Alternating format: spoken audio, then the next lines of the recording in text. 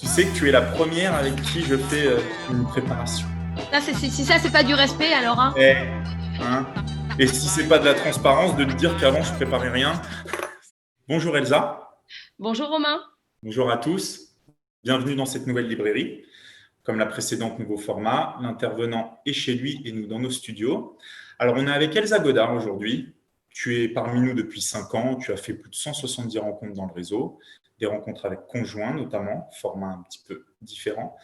Donc, tu es philosophe, psychanalyste, conférencière, directrice de recherche et bien évidemment auteur, puisque c'est pour ça que tu es là aujourd'hui. On est là aujourd'hui pour parler de Éthique de la sincérité, ton dernier ouvrage, qui d'ailleurs postule au prix des savoirs. Donc tu concours parmi des gens très renommés, notamment Étienne Klein, Gisèle Halimi, si je ne dis pas de bêtises. Oui, absolument. Donc on te souhaite bonne chance pour ce prix. Alors, je vais te demander dans un premier temps de nous pitcher très rapidement ton ouvrage et puis ensuite on échangera dessus. J'ai pas mal de questions à te poser. À toi. Merci Romain, merci à l'APM et merci à tous mes adhérents aussi pour cette invitation et me donner l'occasion de parler de ce livre que j'ai écrit l'été dernier, enfin pas l'été 2020 mais 2019, précisément pour mes adhérents APM. Parce que je voulais un livre qui puisse prolonger nos rencontres, quelque chose qui soit une sorte d'outil et aussi rendre hommage à tout ce que j'avais appris tout au long de ces interventions et de ces dialogues féconds avec l'APM. Et dans ce contexte-là, donc c'est un livre qui rend compte d'une quinzaine d'années de recherche où je mets en place ce qu'on pourrait appeler une philosophie de la sincérité, dans la mesure où la sincérité n'est pas conceptualisée au sens littéral en philosophie, comme peut l'être la liberté, le désir ou encore la conscience. Et donc j'ai créé une philosophie de la sincérité, mais qui a cette spécificité d'être une philosophie pratique, c'est-à-dire qui cherche, qui vise à réfléchir sur nos comportements, nos manières d'être, dans le but de bien vivre ensemble et avec soi-même. Eh ben, très bien. Merci Elsa pour ce pitch. Alors, avant tout, on va commencer très clairement. Est-ce que tu peux nous donner une définition de la sincérité ? Alors sans vouloir dévoiler mes interventions, parce que ça prend bien 1 heure dans nos rencontres, ce genre de questions. Nous donner une légère définition. Je plaisante évidemment. On peut dire que la sincérité, si vous ouvrez n'importe quel dictionnaire, le Larousse, etc., ça vous renvoie à la franchise, mais la franchise, ça ne dit pas grand-chose encore. Est-ce que c'est le fait de dire la vérité ou est-ce que c'est le fait de dire sa vérité ? Et on voit qu'on est déjà sur des rapports de nuances.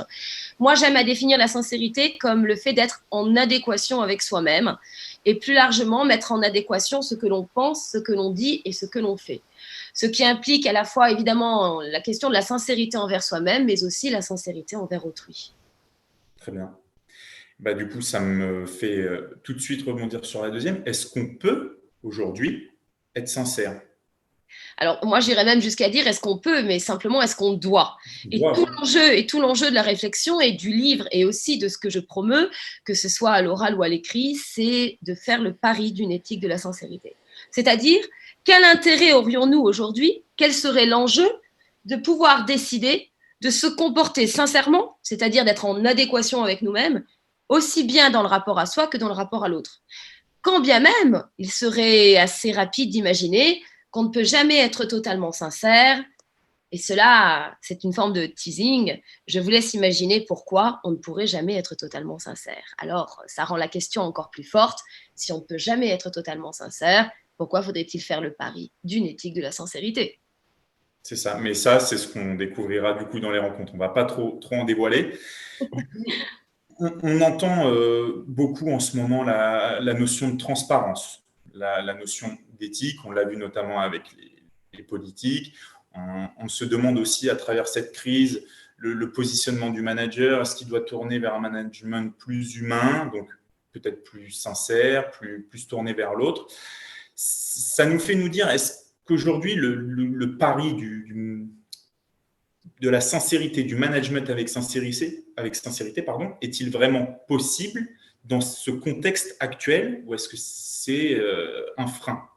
Je commence ce livre précisément en tenant compte du contexte actuel et en expliquant que on est peut-être dans une situation où on n'a jamais été autant à distance de la vérité, dans le sens où on a affaire à une véritable indifférence à la vérité. Fake news, deepfake, autant de problématiques contemporaines qui passent aussi par la virtualité, qui nous mettent à distance des enjeux de vérité. Alors, vous pourriez me dire qu'effectivement, sincérité et vérité ne sont pas toujours sur la même ligne, ce qui est vrai. Mais je pense que c'est précisément là où la vérité se trouve menacée que la sincérité devrait être renforcée. Et il ne faut pas oublier qu'une éthique de la sincérité, c'est une éthique de la décision, c'est une éthique qui nous permet d'apprendre à mieux vivre avec nos erreurs, avec nos échecs, avec nos limites, avec ce que l'on est. Et finalement, dans un contexte où on perd de plus en plus de repères, où on perd de plus en plus de confiance, où finalement le lien à l'autre se trouve trop souvent appauvri ou demande d'être redéfini ou réinvesti, je pense que c'est de l'ordre, non pas on doit faire ou on peut faire, mais je pense que la sincérité deviendrait une nécessité. Il y a quelques jours est passée une émission que j'ai faite avec Raphaël Enthoven, où je me suis retrouvée avec un politicien, et dans laquelle j'insiste sur le fait de dire qu'aujourd'hui, faire le pari de l'humain et de ce qu'il y a de plus humain en nous, comme de ce qu'il y a de plus vulnérable en nous, et n'oublions pas que la sincérité est une mise à nu, un dévoilement, est une grande force. Voilà, mais évidemment, cela en appelle au courage. Je ne sais pas en fait comment le prendre. Est-ce qu'on peut se dire aujourd'hui que vu la situation, on tend vers une sincérité plus importante justement pour rebâtir, reconstruire, partir vers quelque chose de plus serein après toutes les périodes troubles qu'on vient de traverser? Ou est-ce que c'est justement la virtualité qui devient de plus en plus importante? Tu as parlé des fake news, enfin Twitter qui draine un nombre incroyable de fake news, le télétravail qui devient de plus en plus important. Est-ce qu'on peut, la question de la confiance aussi, qui vient à travers le salarié, le collaborateur et la hiérarchie, est-ce que cette sincérité peut être aussi très présente et fonctionner à travers cette virtualité qui va prendre de plus en plus de place? Tu sais, dans nombre de mes travaux, maintenant ça fait des années depuis, en même temps que j'ai écrit le selfie, je selfie donc je suis, j'ai écrit ma thèse d'habilitation sur les métamorphoses du sujet à l'ère du virtuel. Donc ça fait plusieurs années que je travaille sur les changements, le regard, l'analyse de nos comportements dans l'interaction avec la virtualité. Et je vais te dire, ce que tu évoques, c'est plusieurs enjeux et problématiques, que ce soit les transformations de nos usages relationnels, nos manières de penser, nos manières d'être, que ce soit la virtualité qui n'est qu'un outil, c'est-à-dire qu'une forme qui ne change pas le fond, d'où l'idée de la métamorphose que j'emploie, mais aussi la crise qu'on vient de traverser qui nous a transformés profondément, et je le pense intimement. Tu sais, je vais te dire, et je vais te parler avec cœur, les gens qui me connaissent le savent, je ne triche pas. Je suis trop libre pour ça. Je pense que quand on est dans une situation de vulnérabilité et de fragilité, je vais employer les deux termes à dessein, il ne reste plus rien. Et quand il ne reste plus rien, il ne reste plus que soi. Et quand il ne reste plus que soi, dans cette vérité nue, là où on ne peut plus rien soustraire, là où on ne peut plus détourner le regard, là où on ne peut plus s'échapper, la seule chose sur laquelle on peut compter précisément, c'est sur soi-même. Donc je pense que dans des situations extrêmes, qui nous mettent en place de la seule vérité, celle qui ne s'apprend pas dans les livres, mais celle dont on pourrait dire qu'elle est charnelle, cette vérité qui nous transforme par essence et qui fait en sorte que quand on sait, eh bien, on ne peut plus faire comme si on ignorait et qu'on perd une grande part d'innocence, eh bien, quand on a affaire à tout ça et qu'on le prend en plein visage, qu'on ne peut plus détourner le regard, la seule chose qui reste, c'est soi et sa sincérité. Et là, c'est dans ce contexte-là que je dis que la seule chose sur laquelle on puisse compter, c'est sur cette sincérité qui devient une nécessité. Et je crois que l'expérience du Covid, parce qu'il y a des personnes qui s'en sont mieux sorties que d'autres, mais il y en a d'autres qui se sont retrouvées sans rien, sans plus rien, et quand on n'a plus rien, le seul choix qu'on peut faire, c'est de choisir la vie. Voilà. Et quand on choisit la vie, on choisit de se préserver soi-même.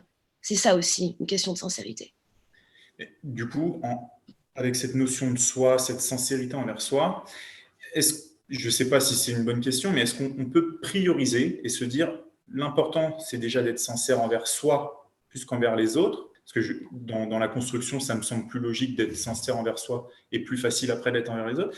Ou est-ce qu'au contraire, on peut être plus sincère avec les autres et pas forcément avec soi? À l'ère du virtuel, j'imagine que c'est peut-être plus facile d'être sincère envers les autres. Je ne pense pas qu'il faille cliver. Tu as tout à fait raison de souligner comment puis-je être sincère envers autrui si je ne le suis déjà pas envers moi-même. La question de la sincérité, ce qui se cache derrière, c'est la question du désir. C'est-à-dire que interroger ma sincérité, c'est interroger mon désir profond, le plus épuré de tout ce qui pourrait l'influencer, le détourner ou ne pas le rendre libre ou possible ou exprimable. Donc déjà, s'interroger, patiner avec humilité sur cette question-là. Ensuite, quels que soient les moyens, moi je sais que les relations que j'ai dans le monde de la virtuelle, je ne triche pas, je n'ai pas d'intérêt à tricher. C'est un choix que j'ai fait. Je ne dis pas que tout le monde doit faire comme moi, absolument pas. Je dis juste que c'est possible de le faire. Après, tout dépend les gens avec lesquels on interagit. Moi, ça fait longtemps que j'ai compris qu'il y avait beaucoup plus d'intérêt à avoir le courage d'assumer totalement ce que l'on est, plutôt qu'à essayer de plaire ou de séduire ou de tricher en permanence. Pour une raison simple, ça s'appelle la liberté. Donc, je crois que non seulement que c'est tout à fait possible, qu'on a tout à y gagner, qu'on a le pari de Pascal, hein, je le détourne quelque peu, d'où la notion pourquoi faudrait-il faire le pari d'une éthique de la sincérité. Au mieux, on a tout à gagner, au pire, on n'a rien à perdre. Et puis, il y a ce que j'appelle des bénéfices secondaires. On évite les quiproquos, les malentendus. On a le moins de remords et de regrets possibles parce qu'on est le plus aligné, etc. On devient crédible. On n'a plus peur de prendre la parole en public, simplement parce qu'on a davantage confiance en soi. On assume aussi les conneries qu'on peut faire ou les erreurs, etc. Donc, en fait, c'est une ode à la liberté. Quant à la sincérité envers autrui, on ne la maîtrise pas. Enfin, dans la réciprocité, j'entends.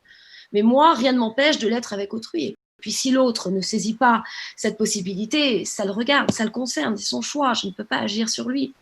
Du coup, je suis en paix avec moi-même et ça, c'est important. C'est primordial. Du coup, je rebondis sur cette notion de liberté que tu as évoquée. On peut se poser la question aujourd'hui de cette liberté du dirigeant.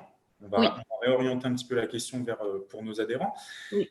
Aujourd'hui, est-ce que le dirigeant peut vraiment être libre? Alors, pas libre d'être lui-même au sens caractéristique, personnalité, mais est-ce qu'il peut être libre et aligné avec ses décisions, tout en étant sincère avec ses collaborateurs, sachant qu'il est confronté en permanence à des allées, des retours, des faits extérieurs qui le perturbent? Mais pour répondre à cette question, il faut redéfinir ce qu'on entend par la liberté et on ne le fait jamais. Donc déjà, je voudrais juste préciser une chose. Je crois, et mon expérience à la PM, qui pour moi est une expérience de ravissement, tant elle me comble, du dialogue que j'ai avec la diversité des gens que je rencontre, je crois que la question d'une éthique de la sincérité s'adresse à chacun individuellement, mais à tous collectivement, et quelles que soient les fonctions. Pourquoi? Parce que c'est une problématique au cœur de la décision. Et que quand je décide de changer de vie ou quand je décide de recruter quelqu'un, de déposer le bilan, quels que soient les contextes personnels ou professionnels, la question de la décision est toujours la même. Parce que ce n'est pas simple de prendre une décision et parce qu'on ne maîtrise pas tous les enjeux de la décision. Par ailleurs, la question de la liberté, j'aime à définir que la liberté, c'est le pouvoir de choisir ses propres contraintes.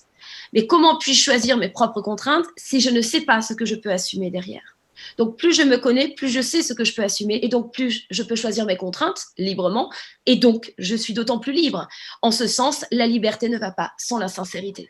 Ce qui fait que ce n'est pas une question de contexte, de situation, de masque. Je peux tout à fait choisir nécessairement de porter un masque en vue d'une fin supérieure.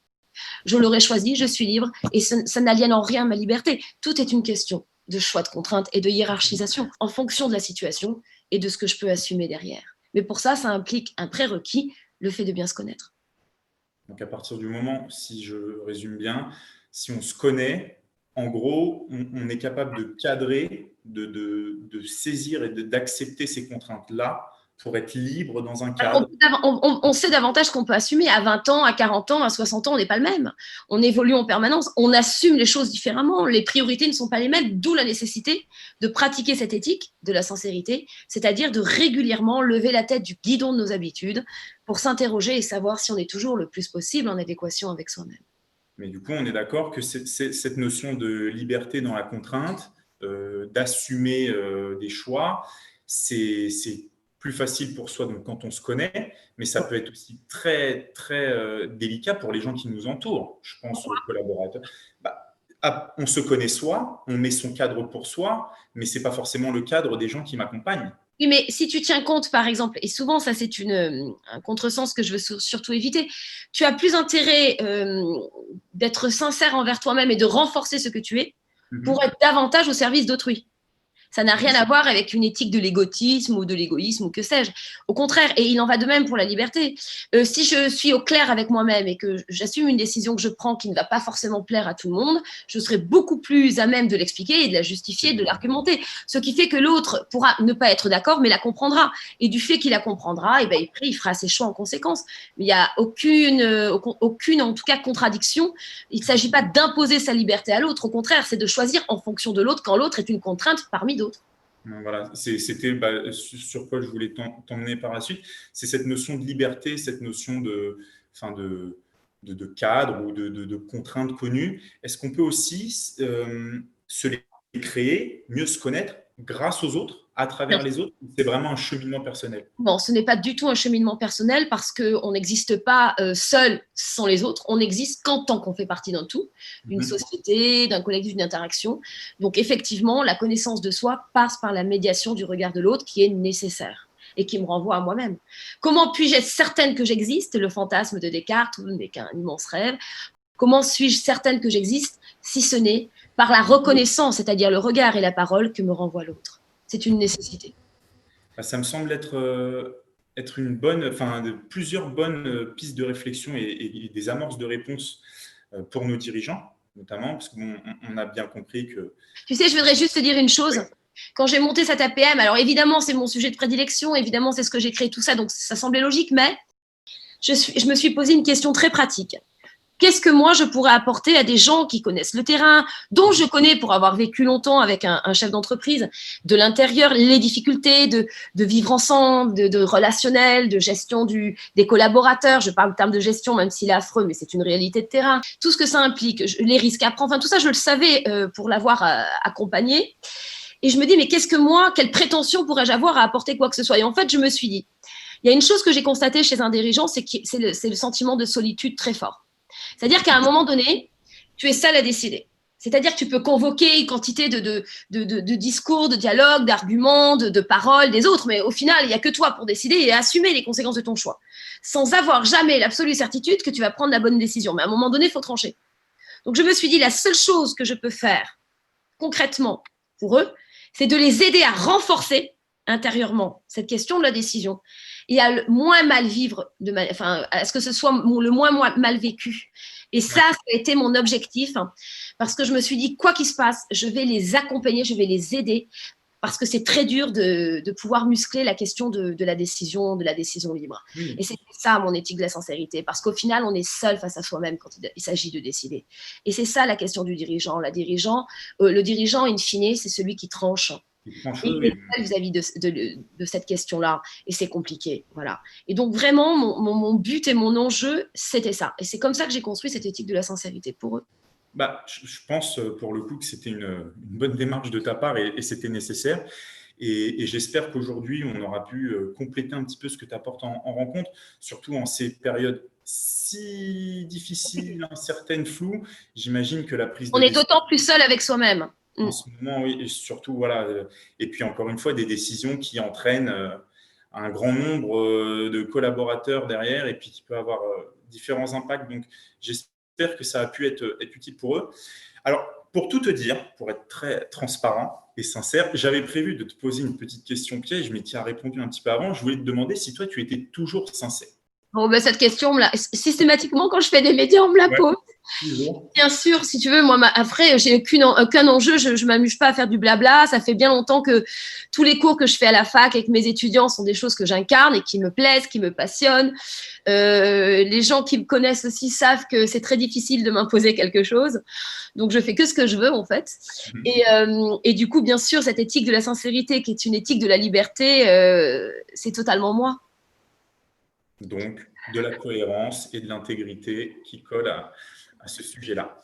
Écoute, Elsa, merci. C'était un moment très intéressant, très enrichissant. Je te dis à très bientôt. Avec toi. Gros bisous à tout le monde. Et surtout, eh bien, je me permets, merde pour le prix des savoirs. Merci. À bientôt. Au revoir. Ça t'a plu? Ouais, c'était super. Bon. Super.